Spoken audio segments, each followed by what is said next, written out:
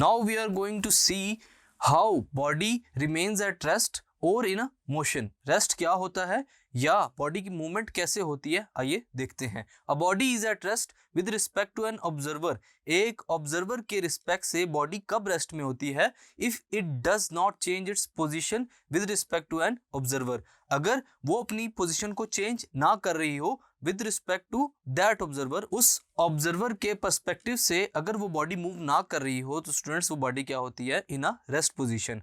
A body is in a state of motion with respect to an observer if it changes its position with respect to that observer. Body motion में कब होती है? अगर उस observer के perspective से देखा जाए तो वो बॉडी एक जगह से दूसरी जगह मूवमेंट कर रही होगी स्टूडेंट्स, तो वो बॉडी क्या कहलाती है? Body in motion.